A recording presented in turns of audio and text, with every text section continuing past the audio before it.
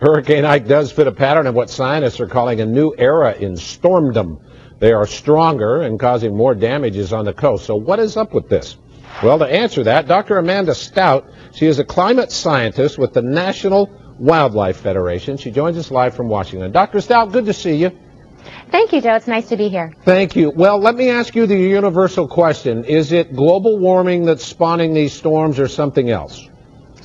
Well, let me just start by saying that as a researcher who's been looking at global warming and hurricanes for several years now, it's really hard to see one of these big storms play out in real life. And just, my heart goes out to all those folks who are dealing with the effects right now.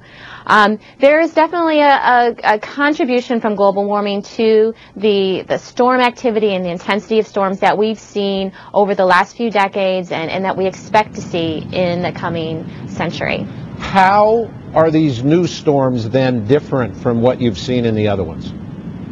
Well, what we've seen over the last 3 decades is an increase of about 50% in the destructive power of storms. So that's largely due to an increase in wind speeds and longer storm lifetimes.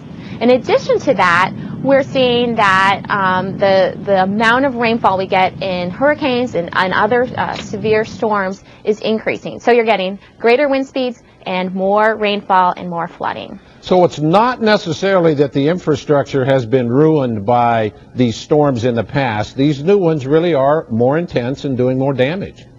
Yeah, we're actually seeing an increase in the storm's damage potential, but at the same time, you're right that there have been increases in the population and the development along our coast, and those two factors together have contributed to a trend in the damages that these storms bring. Over the last decade alone, there have been 14 storms in which the damages have exceeded $1 billion, and already 2 this year with Dolly in June or July, and then Hurricane Gustav as well. Yeah, true. So having said that then, and you've got to liaise with a lot of these officials in these coastal communities, are they paying attention to you or is it frustrating? Well, some people are starting to get the message, but that's also why I'm here today. I want to make sure we start, thinking about global warming when we're doing our coastal planning, we're doing our emergency management planning. We need to take into account the fact that, wind speeds are going to be higher, our flooding is going to be greater, both on the coast and even in inland areas as the storms progress across the continent. And then as sea level rises, we also have the potential for even greater storm surges. So, I think it's time that our local and state officials start really paying attention to this trend. True enough. Well, as you gaze into the crystal ball, what do you see in the future?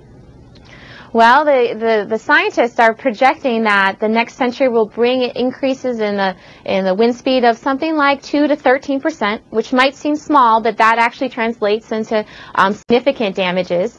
And then the flooding is expected to be like the rainfall of 10 to 30% over the next century. All right, Dr. Amanda Staudt, a climate scientist with the National Wildlife Federation. Thank you. We appreciate it.